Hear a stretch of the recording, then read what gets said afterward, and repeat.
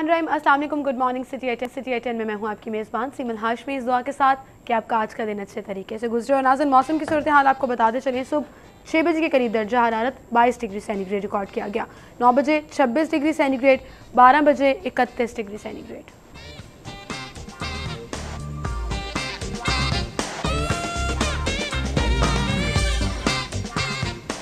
तीन बजे के करीब दर्जा हरारत 33 डिग्री सेंटीग्रेड, 6 बजे 30 और 9 बजे 27 डिग्री सेंटीग्रेड।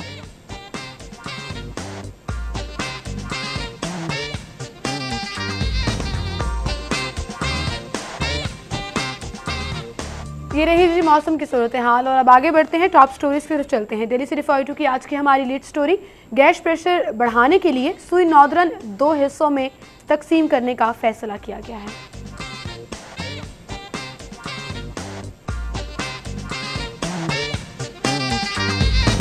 जाली दाखिले कराने वाले स्कूलों के खिलाफ ऑपरेशन, पीफ ने 24 केसेस पकड़ लिए। 17 सरकारी स्कूल सेंटर ऑफ एक्सीलेंस बनेंगे।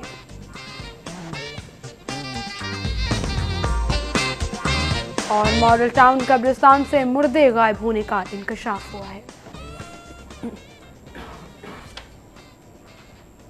ये थी हमारी टॉप स्टोरीज, इनको हम डिस्कस करेंगे। स्टूडियो में हमारे साथ मौजूद हैं सिटी 42 के सीनियर रिपोर्टर्स जाहिद चौधरी और इमरान यूनुस। अस्सलाम वालेकुम, आप दोनों को खुशामदीद कहेंगे। बाकायदा आगाज करते हैं।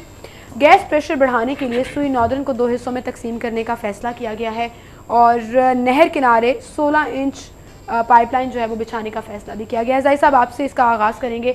हर चीज़ को 2 हिस्सों में तकसीम कर रहे हैं। अगर हेल्थ की मिसाल ले तो उसमें भी जो है वो 2 धड़े बना दिए गए। अब इस तरफ जो है वो सुई नॉर्दर्न कंपनी को जो है वो 2 हिस्सों में तकसीम किया जा रहा है। हाँ देखें, इसमें जिस तरह के ये शायद सिपरा साहब ने ख़बर में एलेबोरेट किया है, इसका तो फ़ायदा शायद होगा और डेफिनेटली उससे गैस प्रेशर में इजाफ़ा होगा। जो सार्फिन हैं उनको मैनेज करने में, उनको फैसिलिटेट करने में आसानी रहेगी, क्योंकि इस वक्त जो है वो लाहौर में जो सुई गैस हुकाम है वो उस तरह सार्फिन को ये फैसिलिटी प्रोवाइड नहीं कर पा रहे थे जिस तरह की जानी चाहिए। और आप देखें ना कि गुज़श्ता 2 साल से 2 से 3 साल हुए हैं, इतना ज़्यादा एक ये गिला और जो है वो शिकायत के अंबार थे शहरियों की जानिब से कि जो गैस प्रेशर है वो उस लेवल पे नहीं है। को ये सर्दियों के मौसम में ख़ास तौर पे अच्छी खासी प्रॉब्लम और परेशानी का सामना करना पड़ता था। अगर आपका चूल्हा बड़ी मुश्किल जो है वो चल रहा है तो आपके यहाँ जो है वो गीज़र नहीं चल पाएगा, गर्म पानी जो है वो उसकी सहूलत में। हालांकि एलसीजी बंद भी कर दी जाती है और उसके बावजूद मैं वही अर्ज कर रहा हूँ। और अच्छा, अब दोनों जो है ना वो ये अच्छा खासा, बहुत सारे इलाकों में तो चूल्हे ठंडे पड़े थे कि सर्दियों की सख्त तरीन सर्दी में लोग घरों में गैस के बगैर रहे और उसका कोई तदारक नहीं किया जा सका इस मसले का। तो अब मेरे ख्याल में तो ये लेट है, काफ़ी ताख़ीर से ये इक़दाम किया गया है। ये पहले किया जाना चाहिए था। और ये जो नई पाइपलाइन जो है वो प्रपोज कर रहे हैं कि हम जो है वो केनार रोड के ऊपर जो है वो बिछाएंगे। यहाँ पे तो ये मंसूबा मंजूर भी कर लिया गया है। पहले मैं वही अर्ज कर रहा हूँ, ये लेट हो गया, इसको बहुत पहले हो जाना चाहिए था। ये आज से कम 5 से 8 साल 10 साल पहले जो है वो फोर्स ही करना चाहिए। देखिए, अदारों का काम है कि वो चीज़ों को फोर्स ही करें कि उनके फ्यूचर चैलेंजेस हैं क्या, और जो भी हमारे फ्यूचर चैलेंजेस हैं उनको उस हिसाब से एड्रेस किया जाए। अच्छा, अगर इस डिपार्टमेंट की बात की जाए तो सिर्फ कारकर्दगी ही नहीं, मतलब सिर्फ इस एंड पर नहीं कि गैस प्रेशर कम आ रहा है। आपको याद होगा अभी पिछले दिनों हम ये भी खबर डिस्कस कर रहे थे कि मीटर्स नहीं लग रहे, गैस मीटर्स नहीं लग रहे, डिमांड नोटिस भी जारी हो गए। 2.5 लाख के करीब लोग जो है वो इंतजार में है और अब जो है वो 6 महीने में कोई 250 मीटर जो है वो लगाए जाएंगे। बिल्कुल, देखिए हर महकमे में ये नहीं कि सिर्फ एक इशू हो, कई इशू जो हैं वो होते हैं। लेकिन अगर लाहौर की बात की जाए तो लाहौरियों का अगर गैस के हवाले से देखा जाए तो सबसे बड़ा मसला, नो डाउट आप सही कह रही हैं कि मीटर लगना जो है वो एक बहुत मुश्किल अमल है, लगवाना जो है बहुत मुश्किल अमल है। कई सालों बाद जो है वो बारी आती है। लेकिन असल चीज़ ये है कि गैस प्रेशर, ठीक है, ये बड़ी अच्छी काविश है महकमा सुई की जानिब से कि 2 रीजन में तकसीम कर दिया गया लाहौर को और 2 हिस्से होंगे, दोनों कंपनी जो हैं वो इस तरह प्रोवाइड करेगी। लेकिन इसमें 2 इशू हैं जो मैं यहाँ डिस्कस करना ज़रूर चाहूँगा। एक तो ये है कि ये मंसूबा जो है, जैसे जाहिद साहब ने बात की कि बहुत लेट शुरू किया गया है, अब ये मुस्तकबिल करीब में भी मुकम्मल होता हुआ नहीं नज़र आ रहा। क्यों? क्योंकि नहर किनारे जो इन्होंने 16 इंच की पाइपलाइन डालनी है, उसके लिए इन्होंने बाकायदा अमला जो है वो भर्ती करना है, और उसके बाद जो है यहाँ पर जो ऑफिसेज बनाए जाने हैं उसके लिए जगह जो है वो एक्वायर की जानी है। और जो एमडी हैं सुई नॉर्दर्न गैस के, उनका भी यही कहना है कि ये मंसूबा हमारा जल्द शुरू करने की कोशिश है, लेकिन इसके लिए वक्त दरकार होगा। और दूसरी बात ये कि एक तरफ तो आप नहर को खुला करने जा रहे हैं, जो कि पीएचए की जानिब से अब शुरू कर दिया गया है कि वहाँ पर दरख्त काटे जा रहे हैं और उसे वाइडनिंग की जाएगी। अब देखना यह है कि क्या जो पीएचए और एलडीए जो है ये और रोड को खुला कर रहे हैं, क्या ये मंसूबा भी उसी में शामिल होगा, या जब वो कंप्लीट हो जाएगा उसके बाद फिर ये तोड़ेंगे ग्रीन बेल्ट को खत्म करेंगे? शायद सिप्रा भी हमारे साथ लाइन पर मौजूद है, उनसे भी तफसीलात जानते हैं। अस्सलाम वालेकुम शाहिद सिप्रा। वालेकुम अस्सलाम। अच्छा, ये मंसूबा तो मंजूर हो चुका और 2 हिस्सों में तकसीम किया जाएगा, ईस्ट और वेस्ट से। सारिफीन को क्या सहूलियात मिलेंगी इससे? देखिए, इस तरह है Sui northern gas company Lahore region की जो कंज्यूमर्स की तादाद है वो 9 लाख से तजावुज कर गई है, जबकि जो कंपनी लॉ है और कंपनी पॉलिसी है उसके मुताबिक एक रीजन में 3.5 से 4 लाख जो कंज्यूमर्स होते हैं उनको फैसिलिटेट आसानी से किया जा सकता है। 2 साल कबल कंपनी ने यह मंसूबा बनाया और बोर्ड ऑफ डायरेक्टर से मंजूरी के बाद हतमी मंजूरी लेने के लिए इस केस को ओगरा के पास अरसाल किया गया। अब ओगरा ने 2 साल बाद इसकी हतमी मंजूरी दी है कि 2 हिस्सों में इसको तकसीम कर दिया जाए। केनार रोड को एक साइड जो है वो वेस्ट जोन होगी और एक ईस्ट होगी। इसमें ये वादे कर दूं कि इससे कबल भी ठोकर से जल्लो तक एक 16 इंच कतर की पाइपलाइन जो है जो मौजूद है, जो शहर के दोनों अतराफ को फीड कर रही थी, लेकिन अब इसके बाद क्या होगा कि एक और 16 इंच कतर की पाइपलाइन नहर के साथ साथ बिछाई जाएगी ताकि ईस्ट जोन को प्रेशर के साथ गैस फराहम की जाए, जबकि वेस्ट जो जोन होगा उसके लिए अलहदा 16 इंच की कतर की पाइपलाइन होगी, वो उसको फीड करेगी। इस तरह इससे ना सिर्फ जो सार्फिन को फैसिलिटेट करने में आसानी होगी, बल्कि उसके साथ साथ जो सर्दियों में बिलखसूस जो गैस किल्लत की जो कंप्लेंट्स है उसमें कमी होगी। सही, लेकिन यहाँ पर इमरान भाई ने एक पॉइंट जो है वो रेस किया है कि क्या इनकी कोऑर्डिनेशन होगी एलडीए के साथ और पीएचए के साथ, जो अभी नहर की तौसी का मंसूबा भी बनाया जा रहा है, क्या उसके साथ इसको लिंक किया जा रहा है कि ये ना हो कि सड़क पहले बन जाए और उसके बाद जो है वो लाइन डाली जाए? देखिए, मैनेजिंग जो डायरेक्टर है अमजद लतीफ, वो तो ये कहते हैं कि इसमें वक्त दरकार होगा, अराजी ली जाएगी, दफ्तर बनाया जाएगा, हायरिंग की जाएगी, क्योंकि ये आप रीजन जब तकसीम होगा उसका जनरल मैनेजर होगा, चीफ इंजीनियर्स होंगे, सीनियर इंजीनियर, एग्जीक्यूटिव इंजीनियर्स होंगे। लेकिन बात रही कि केनार रोड की तौसीक का जो मसला चल रहा है या मंसूबा चल रहा है, उसमें ये काफी हद तक ये इफेक्ट नहीं करेगा। उसका ये है कि ये जो पाइपलाइन होगी ये ग्रीन बेल्ट के अंदर। अच्छा, बहुत शुक्रिया शाहिद सिप्रा, आप हमारे साथ मौजूद थे और मैक्सिमम तफसीलात आपसे लेने की कोशिश की। हम मजीद खबरें भी डिस्कस करेंगे, एक छोटी सी ब्रेक लेते हैं, ब्रेक के बाद दोबारा हाजिर होंगे।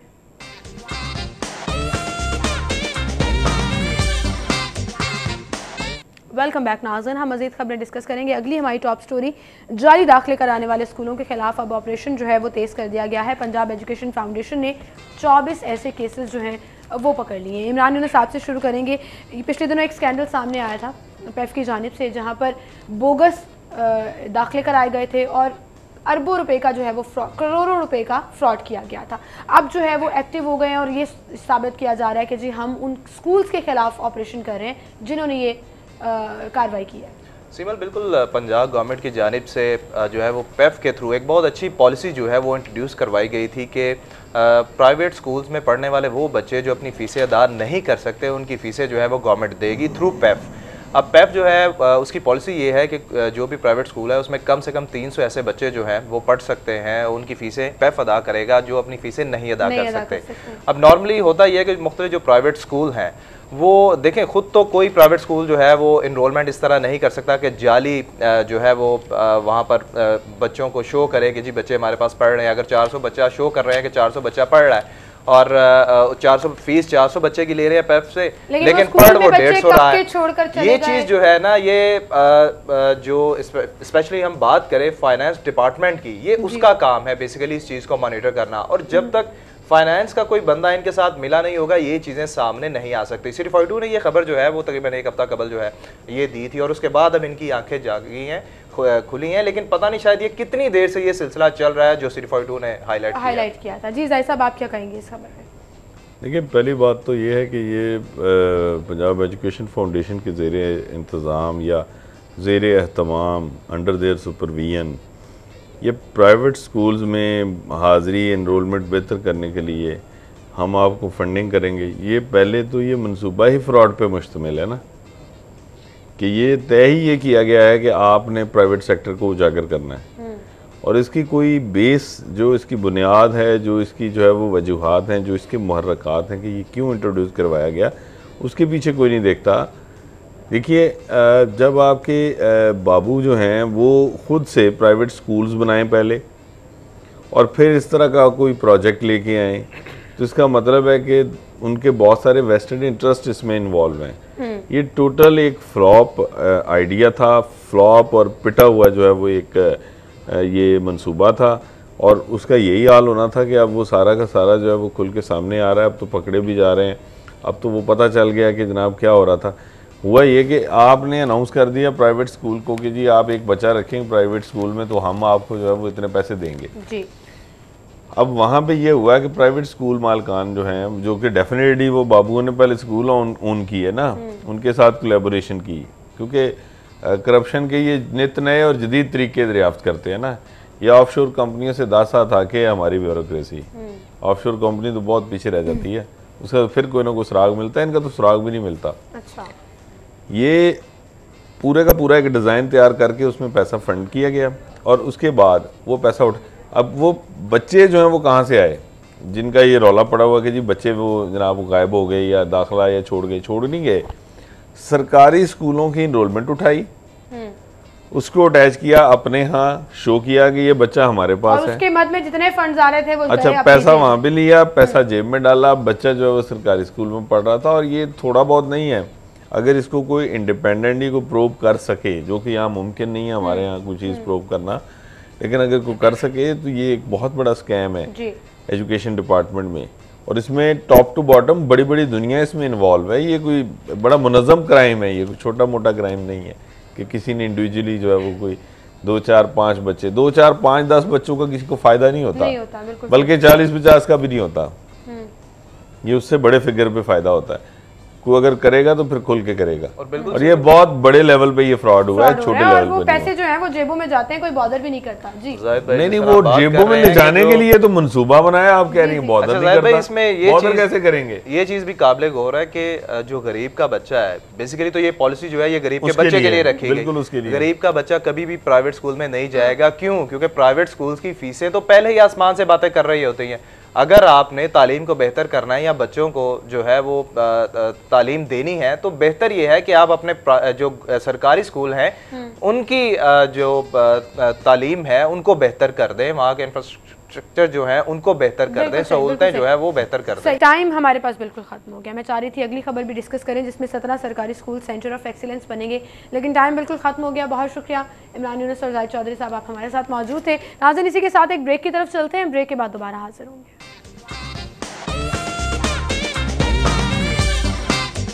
वेलकम बैक नाज़रीन, और अब हम सेगमेंट्स की तरफ चलेंगे जिसमें सेल्स और प्रमोशंस की बात करेंगे। अपना सेगमेंट शामिल करेंगे बचत बाजार।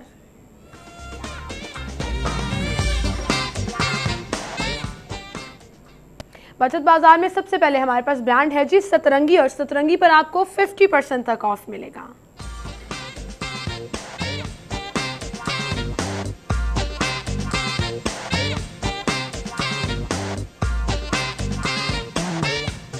नेक्स्ट ब्रांड है चारकोल, और चारकोल पर 50% तक of.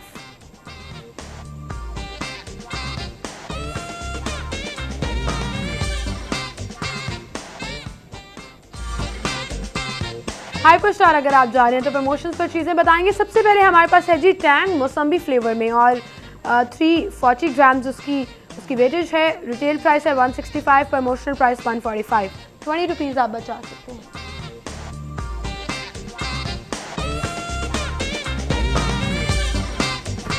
Dove conditioner 180 ml assorted, retail price 230, promotional price 199, 31 rupees आप बचा सकते हैं।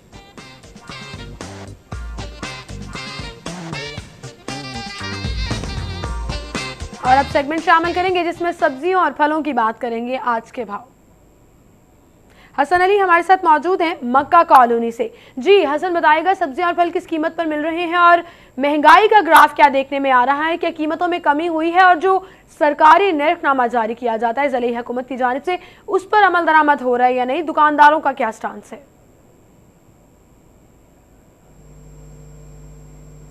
जी हसन, आपको आवाज आ रही है?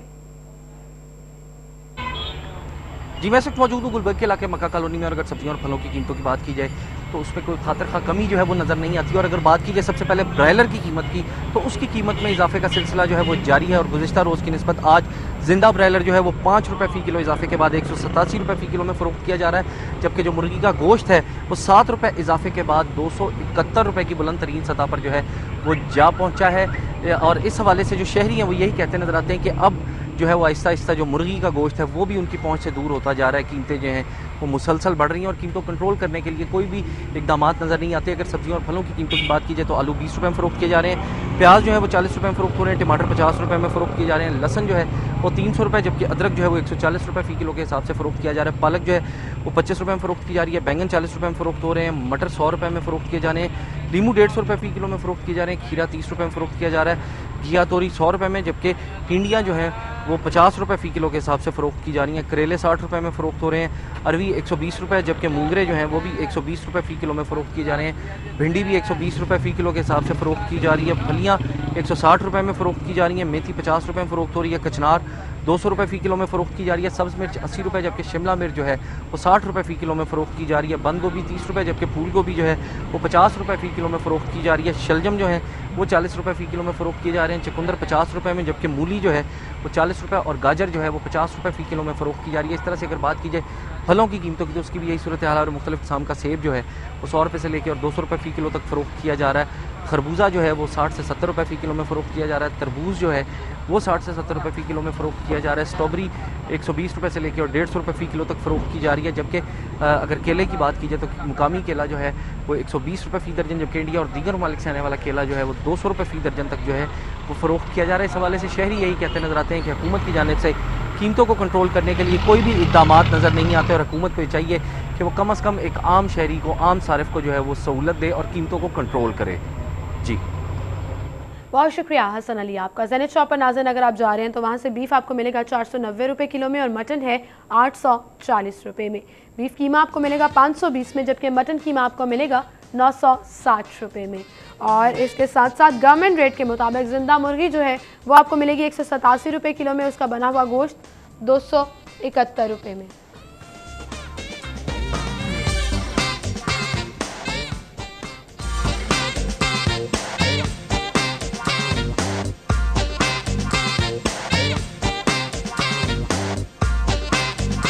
परचून से अंडे आपको मिलेंगे 69 रुपये दर्जन, थोक से 67 रुपये और गोरमे से 68 रुपये।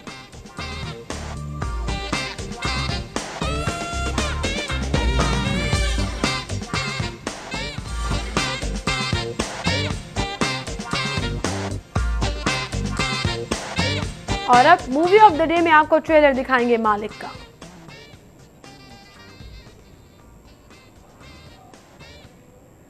न्यू मूवी आ रही है, पाकिस्तानी मूवी है, उसका ट्रेलर देखते हैं। पाकिस्तान का शहरी, पाकिस्तान का मालिक हूँ।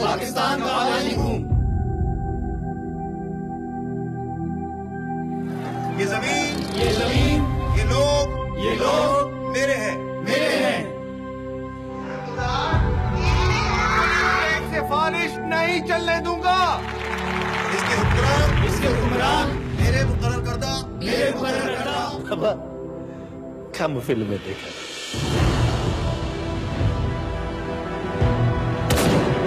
स्लीपर अटैक हुआ है। शराब और औरत सप्लाई करने के अलावा और कोई काम आता है तुम्हें? तो आप लोगों को कैसे यकीन है कि आप लोग मुझे प्रोटेक्ट कर सकते हो? SSG is around. We are the best in the world. Gentlemen, we have a hostage situation. Let's pay them a visit. किसी को कोई शक? No, sir. 7:30 10 मिनट में निकल रहा है। 5 मिनट में मैं तुम सबको टारमेक पे देखना चाहता हूँ।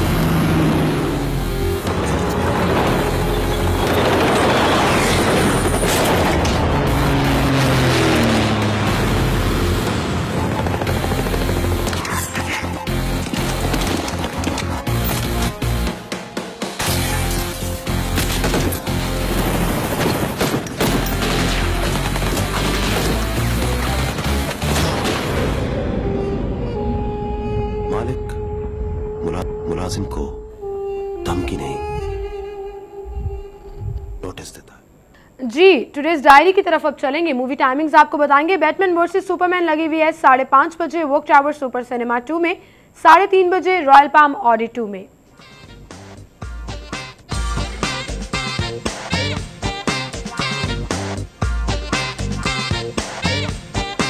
मालिक लगी हुई है जी 8 बजे रॉयल पाम ऑडी 2 में, 12 बजे और 2:45 बजे वॉक टावर सुपर सिनेमा 2 में।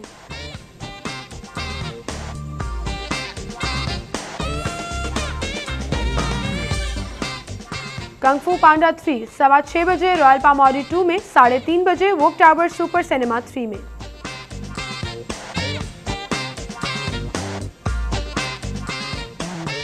कपूर एंड सन्स लगी हुई है 5:15 बजे, 8:15 बजे वॉक टावर सुपर सिनेमा 3 में और 1 बजे रॉयल पाम ऑडी 2 में।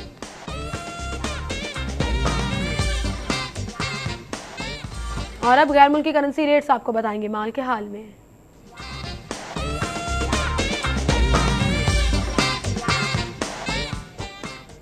माल के हाल में सबसे पहले हमारे पास अमेरिकन डॉलर है, कीमत खरीद है 105.35, कीमत फरोख्त है 105.55।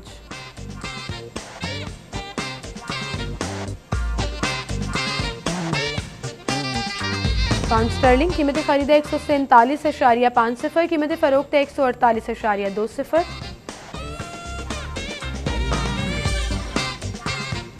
यूरो की कीमत खरीद है 119, कीमत फरोख्त है 119.50।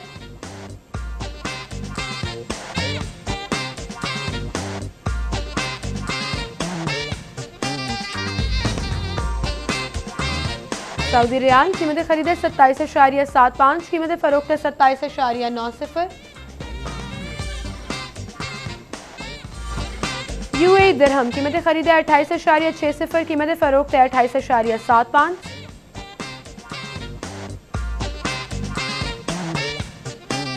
कुवैती दिनार कीमत खरीद है 345.50, कीमत फरोख्त है 348।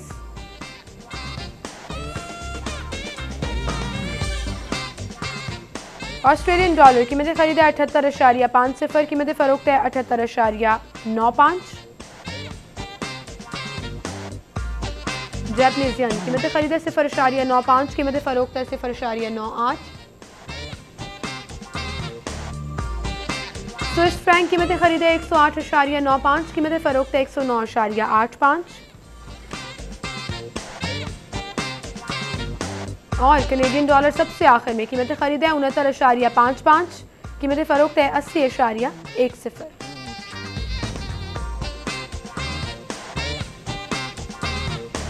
और नाज़रीन यहाँ पर हम एक ब्रेक लेंगे, ब्रेक के बाद आप हेडलाइंस जान सकेंगे और उसके बाद प्रोग्राम में दोबारा हाजिर होंगे।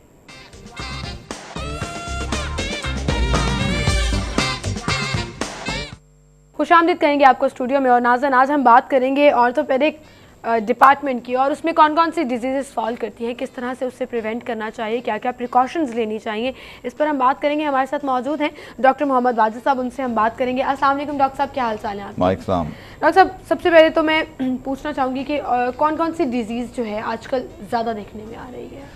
आजकल ज़्यादा हमारे पास 2-3 तरह के पेशेंट ज़्यादा आते हैं, जिसमें घुटनों का दर्द है, कंधे का दर्द है और स्पोर्ट्स इंजरीज के लोग ज़्यादा आते हैं। तो स्पोर्ट्स इंजरीज में मतलब किस तरह से टैकल किया जाता है, क्योंकि उनको तो कोई रिकवरी भी चाहिए होती है? और हाँ जी, स्पोर्ट्स इंजरीज क्योंकि हमारे यहाँ क्रिकेट काफ़ी पॉपुलर स्पोर्ट है over the last many years, और यही एक प्रोफेशनल स्पोर्ट है, तो बहुत सारे लोग फॉर देयर प्रैक्टिस और एक्सरसाइज वो खेलते रहते हैं। तो उसमें जनरली यही होता है कि अगर वो प्रॉपरली ट्रेन ना हो या प्रॉपर उन्होंने अपनी फिटनेस लेवल ना मेंटेन की हो, तो उनके जॉइंट्स में प्रॉब्लम हो जाती है, मसल टेयर हो सकते हैं, टेंडन टेयर हो सकते हैं, या लिगामेंट की इंजरी हो सकती है उनको। अच्छा, तो फिर उसको मतलब उससे बचने के लिए किस तरह से क्या क्या प्रिकॉशंस होनी चाहिए? उसके बचने की सबसे जो इम्पोर्टेंट चीज़ ये है कि वार्म अप होना बहुत ज़रूरी है। अक्सर लोग क्या करते हैं कि जी खेलने के लिए जाते हैं, विदाउट वार्म अप जब खेलते हैं और सडनली आप सवेयर या स्ट्रेनुअस एक्सरसाइज और हाई लेवल स्पोर्ट्स शुरू कर दें, तो उससे जो है मसल जो है इतने कंडीशन नहीं हुए होते हैं, ना जॉइंट्स उनके कंडीशन हुए होते हैं, और लिगामेंट्स वगैरह जो हैं उनकी प्रॉपर स्ट्रेचिंग नहीं होती, और उस वजह से वो इंजरी हो जाती है and then they have difficulty खेलने में प्रॉब्लम। तो वो वार्म अप करना एक्सरसाइज वो ये तो फिर आम आदमी के लिए भी है ना कि किसी भी किस्म की हर बंदे के लिए जिम से पहले आपको वार्म अप होना बहुत ज़्यादा ये हर हाँ जी, जिस बंदे ने भी स्पोर्ट्स शुरू करनी है वो एमेच्योर भी है तो वार्म अप करना जो है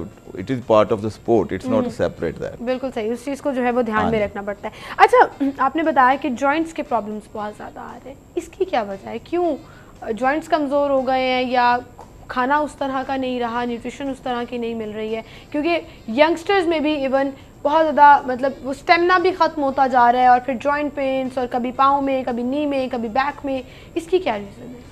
उसकी मुख्तलिफ वजूहत हैं। चेंज इन लाइफस्टाइल, हमारा लाइफस्टाइल काफ़ी चेंज हो गया है, ख़ास तौर पे जो शहर में लोग रहते हैं। मेनली अब हमारा लाइफस्टाइल इंडोर स्टाइल लाइफस्टाइल है, सारा दिन हम बैठ के एक जगह पे बैठे रहते हैं और उसके अलावा प्रॉपर हमारी एक्टिविटी नहीं होती। इंडोर में सारा दिन हमारे वर्क प्लेस भी इंडोर है, हमारी एंटरटेनमेंट भी इंडोर है and that's where we spend most of our wake time. बिल्कुल सही। तो फिजिकल एक्टिविटी अगर आप देखें पहले जो है इट वाज पार्ट, स्कूलों में भी it was part of our activity. अब जो है बच्चे जो हैं सुबह स्कूल चले जाते हैं सारा दिन क्लास में और उसके बाद वापस आके वो घर पे रहते हैं और then the next day starts. बिल्कुल सही। क्या रूटीन होनी चाहिए, किस तरह से इन चीज़ों को अवॉइड किया? उसमें ये है कि आपके डेली प्रोग्राम में या वीकली प्रोग्राम में आपने कुछ टाइम रखा हो जिसमें आप अपने ट्रेनिंग और फिज़िकल एक्टिविटी का स्केड्यूल होना चाहिए, वरना जो है सारा 24 घंटे आपके जो हैं वो इंडोर में रहते हैं और बैठने का सारा काम है अक्सर लोगों का। स्टूडेंट्स भी आजकल हमारी एंटरटेनमेंट भी ज़्यादा इंडोर में ही है जी। तो फिजिकल एक्टिविटी का लेवल ऑलमोस्ट नेग्लिजिबल है। लेकिन यहाँ पर तो हम सोचते हैं कि एक्सरसाइज करना या वॉक करना सिर्फ तभी ज़रूरी है जब आपने वेट कम करना हो, ये भी एक मेंटालिटी है। हाँ, हालांकि ये कोई इतना सही पॉइंट ऑफ व्यू नहीं है क्योंकि वैसे भी अगर आप फिट भी हैं तो फिर भी एक्सरसाइज आपको मज़ीद फिट रख सकती है और आपका जो है it can prevent some problems.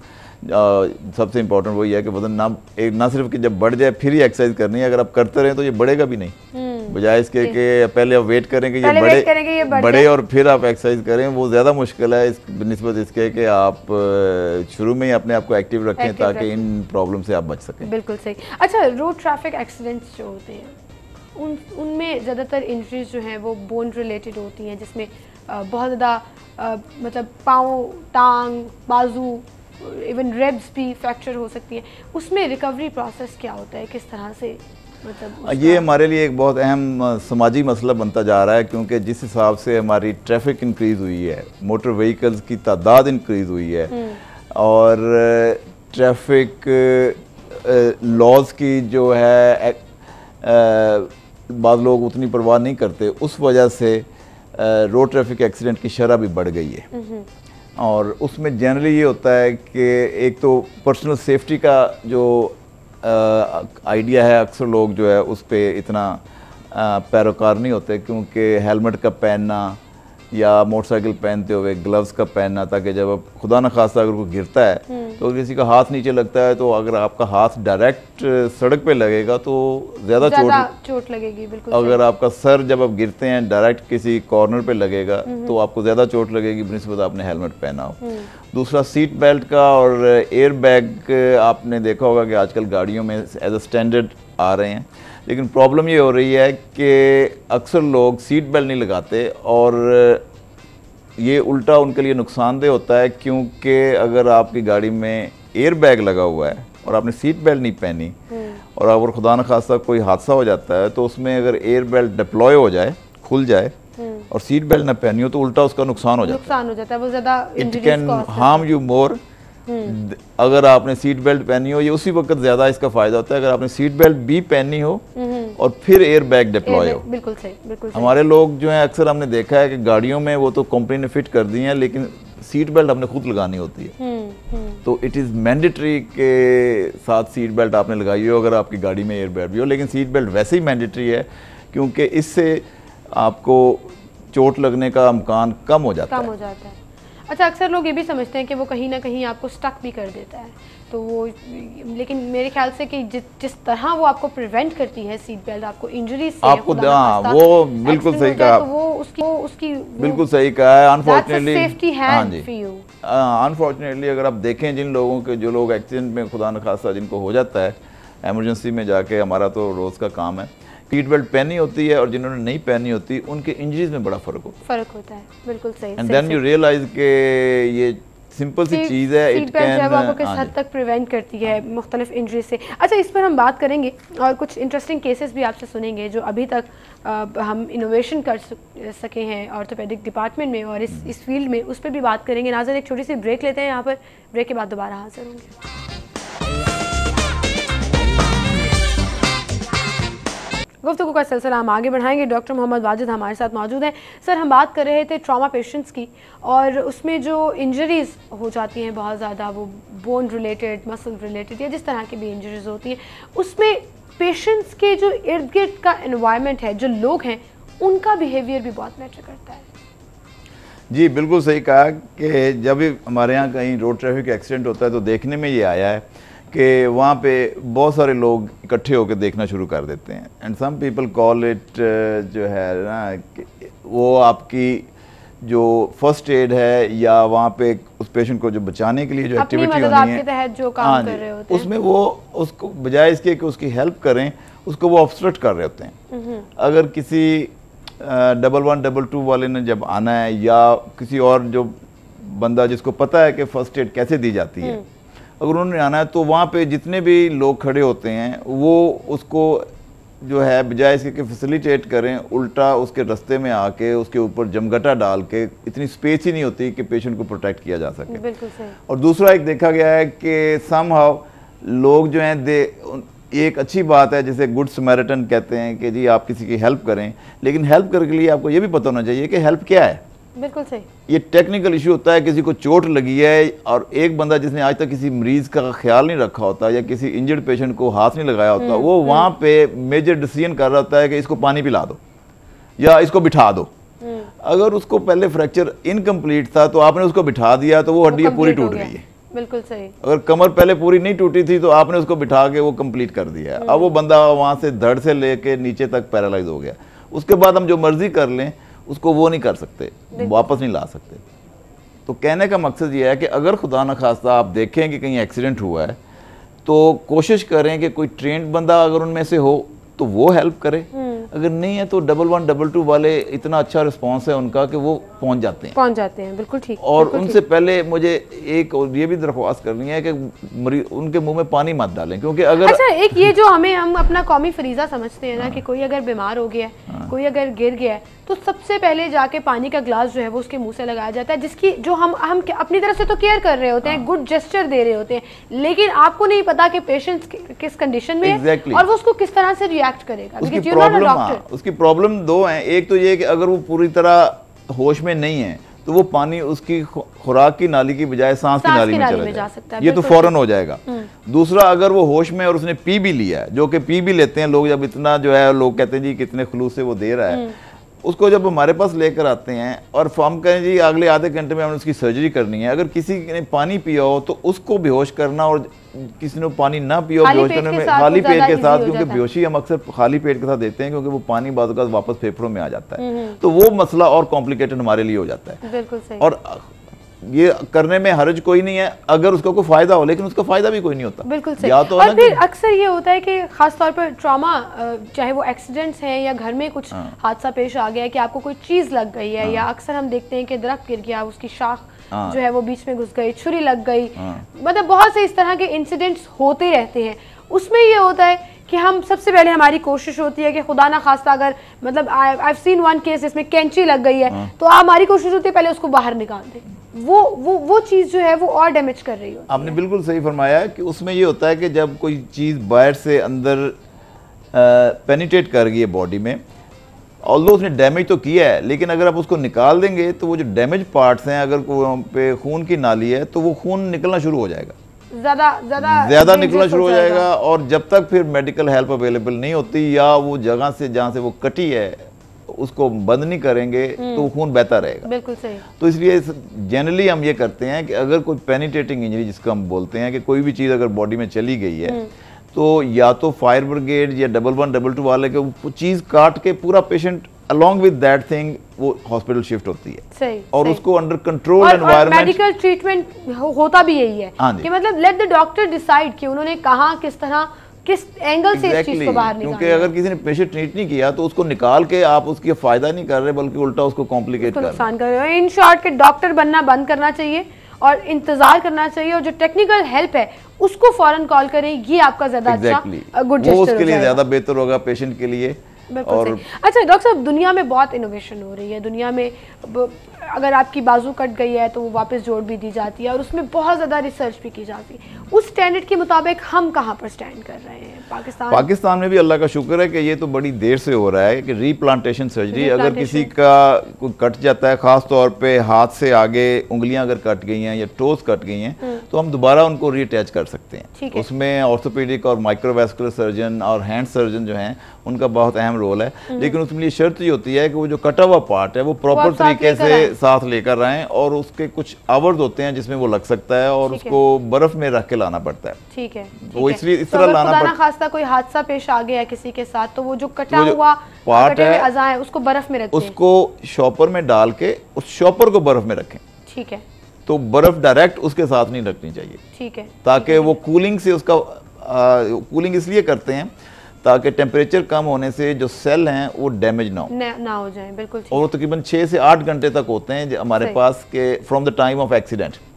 अगर वो ले आते हैं और एम्पुटेटेड पार्ट भी आ जाता है और प्रॉपर्ली प्रिजर्व्ड है तो वो रीअटैच कर देते हैं। ठीक है, ठीक है। सो हम रिसर्च में और इनोवेशन में आप क्या समझते हैं, हम कहाँ पर स्टैंड कर रहे हैं? पाकिस्तान में अल्लाह का शुक्र है कि बहुत सारी ट्रीटमेंट ऐसी हो रही हैं जो मॉडर्न वर्ल्ड में हो रही हैं। आहिस्ता आहिस्ता हमारी फैसिलिटीज़ भी लोग अरेंज कर रहे हैं, लेकिन हमारे पब्लिक सेक्टर्स में भी वो फैसिलिटीज़ अवेलेबल हैं, लेकिन उतनी फ्रीक्वेंटली नहीं है जितना हमारे पब्लिक सेक्टर हॉस्पिटल पे लोड है। बिल्कुल सही। और क्योंकि बाज़ फैसिलिटीज़ ऐसी हैं जो कि बहुत एक्सपेंसिव हैं तो उसके लिए फिर प्राइवेट लोग जो हैं इन्वेस्टमेंट के लिए तो वो इन्वेस्ट करके उसमें वो इक्विपमेंट और वो टेक्निक्स और वो इंफ्रास्ट्रक्चर अरेंज कर देते हैं and we can have that treatment. ये ऐसी है सिंपल एग्जांपल कि आज से 20-30 साल पहले हम बाईपास कराने के लिए आउट ऑफ कंट्री जाते थे और अब एक शहर में कितने हॉस्पिटल हैं जहाँ पे वही सर्जरी एग्जैक्टली सेम ऑपरेशन। बिल्कुल सही कहा आपने। उतनी सक्सेस। अच्छा डॉक्टर साहब, मैं हमेशा एक बात कहती हूँ कि हमारे पास टैलेंट की कमी नहीं है, ट्रेनिंग की कमी नहीं है,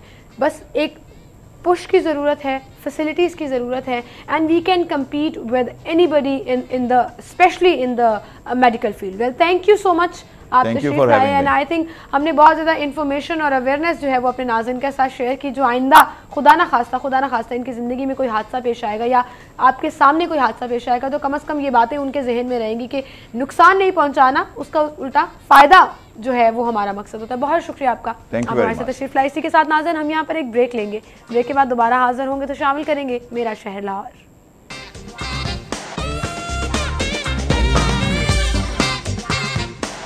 वेलकम बैक नाज़रीन, और अब हम शामिल करेंगे अपना सेगमेंट जिसमें शहर लाहौर की बात करेंगे, मेरा शहर लाहौर।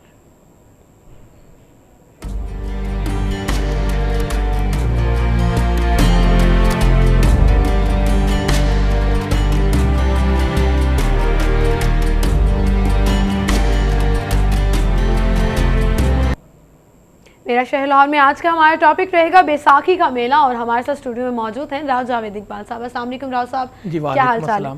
राव साहब, बैसाखी का मेला क्या होता है, ज़रा थोड़ी सी इन्फॉर्मेशन दीजिएगा इस बारे में। बैसाखी जो है ये पंजाबी महीने जो हैं जिस तरह सावन, भादो, आसू, कातक, माघ, पो, इसी तरह चेत, बैसाख। बैसाख जो है ये एक महीने का नाम है जो पंजाबी में है। और दूसरा ये मेला जो है ये ज़माना कदीम से ही लाहौर में मनाया जा रहा है। असल में ये पूरे पंजाब का जो मुतहदा पंजाब था उसमें पूरे पंजाब में मनाया जाता था। और ये गंदम की कटाई के बाद जो किसान के पास एक खुशहाली आती है कि कटाई के बाद पूरे साल का अनाज जो है उसके घर आता है, तो उस खुशी में ये मेला मनाया जाता था। और ये मौसमी त्यौहार अप्रैल के महीने में ये मनाया जाता है। बिल्कुल सही। तो यहाँ पे भी उसको भरपूर तरीके से जाता है। जी, लाहौर में ये मेला जो था ये शुरू से रावी के किनारे पे मनाया जाता था और इसमें तमाम मज़ाहिब के लोग उस वक़्त हिंदू, मुसलमान और सिख ये तमाम जो थे ये इसमें शिरकत करते थे और रावी किनारे जाके और इस मेले को एक पूरा सेलिब्रेट किया जाता था। तो फिर इस मेले की एफिलिएशन ना हुई ये तो फिर हाँ, शुरू में किसी इसका ताल्लुक नहीं था। ये खालिस्तान जो है ये एक मौसमी त्यौहार था, लेकिन 1699 में जो है सिखों के जो आखिरी गुरु थे गुरु गोबिंद जी, उन्होंने सिख मज़हब को खालसा का नाम दिया और जो 10 गुरु थे उनके बाद जो इनकी ग्रंथ साहब के मजहबी किताब थी उसको जिस तरह से मुसलमानों की जो है वो कुरान पाक है, इस तरह से उस किताब को जो है वो आगे गुरु का दर्जा दे के तो इस मामले को वहाँ वो कहा जाता है कि ये हमारे जिंदा गुरु की। और उसके बाद जो है ये जो दिन था ये बैसाखी का दिन था, इसलिए सिखों ने उस दिन की जो मुनासबत से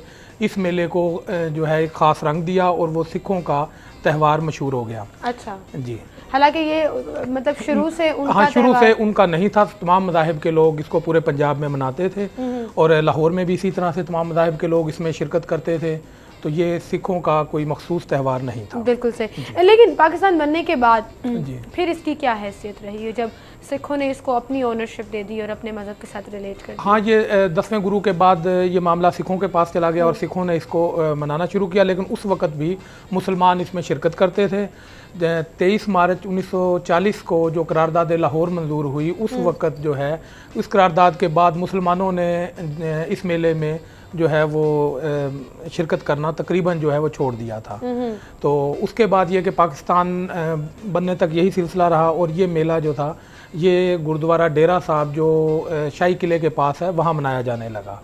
पाकिस्तान बनने के बाद क्योंकि हिंदू और सिख यहाँ से चले गए थे, इसलिए ये मेला जो है वो तकरीबन बंद हो गया। अच्छा, और खो चुका ना, खो चुका। लेकिन पाकिस्तान बनने के बाद 1956 में एक भारत के साथ एक मुआहदा हुआ था जिसको मिर्ज़ा पंथ का नाम दिया गया था। अच्छा। तो उसमें जो है वो जो सिखों की या मजहबी मुकामात थे उनमें आने की इजाज़त दी गई।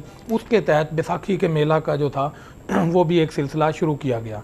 तो 1956 में ये मुआहदा हुआ और 1958 में जो है पहली दफ़ा सिख जो थे वो लाहौर आए और उन्होंने इस मेले को मनाना शुरू किया और ये मेला 1958 से लेके अब तक दोबारा जो है वो लाहौर में मनाया जाता है। लेकिन क्या उसमें फिर सिर्फ सिख बरादरी जो है वो शिरकत करती है? हाँ, अब जो हमारे मुस्लिम इसको जो है वो इस चीज़ को ओन नहीं करते, वो दोबारा ये मेला नहीं मनाते। हाँ जी, ख़ास तौर पे जो बैसाखी का नाम दे के जो मेला ये सिखों का एक मजहबी त्यौहार के हवाले से बन गया और ये गुरुद्वारा डेरा साहब में अब भी मनाया जा रहा है। और अप्रैल के दिनों में अब जो ये सिलसिला शुरू है तो बाहर का मौसम है तो ये मेला भी शुरू है। तो फिर इसका मतलब अब तो इसकी एफिलिएशन जो है वो गंदम की कटाई से नहीं रही ना? तो वैसे तो गंदम की कटाई से ही है और ये मनाया, लेकिन उसके नाम जो है मुख्तलिफ, जैसे पंजाब भर में गंदम की कटाई की अब भी बाकायदा इफ्तिताह किए जाते हैं और ढोल के साथ और पूरा एहतमाम के साथ जो है वो उसको, लेकिन वो मेले का एक समा या एक जो नाम है वो तब्दील हो गया, लेकिन सिख जो हैं वो उसको अब भी बैसाखी का मेला के नाम से ही मनाते हैं। अच्छा, फिर इस मेले में और क्या क्या रंगीनियाँ होती हैं, क्या किस तरह से इसको सेलिब्रेट किया जाता है? हाँ, इसमें एक तो ये कि जिस वक्त गंदम की कटाई होती है, बाहर का मौसम होता है, तो उस वक्त जो है ये ख़ास तौर पे जो ख़वातीन भी, क्योंकि उस वक्त और अब भी देही इलाकों में अब भी ख़वातीन साथ जो है वो गंदम की कटाई में हिस्सा लेती हैं। बिल्कुल। और यहाँ तक के जो छोटे बच्चे होते हैं उनको भी साथ ले जाके और दरख्तों पे की टहनियों के साथ जो है वो झूला बना दिया जाता है और बच्चों को वहाँ सुला के और फिर वो काम में मसरूफ़ रहती हैं। तो इस तरह से ये मर्द, ख़वातीन और साथ बच्चे भी, कोई उसको जो गंदम की बालियाँ होती हैं उनको उठा के रख रहा है, कोई उनको बांध रहा है, कोई उनको काट रहा है। इस तरह से मिलजुल के पूरा ख़ानदान जो है ये इस कटाई के इस शोबे से वाबस्ता होके और फिर वो अनाज जो इकट्ठा होता था वो घर आता था। पूरे साल की ये खुशहाली की अलामत थी कि अब पूरा साल जो है हमें कोई फ़िक्र नहीं, कोई ऐसा मामला नहीं है, पूरा साल जो है वो बिल्कुल सही। ये तो बड़ा मज़ेदार सा एक त्यौहार होता है। बहुत शुक्रिया राव साहब, आप हमारे साथ मौजूद थे। इसी के साथ आपसे इजाज़त लेंगे, इंशाल्लाह कल सेम टाइम पर फिर से मुलाकात होगी। अपना बहुत सा ख्याल रखिएगा। अल्लाह हाफ़िज़।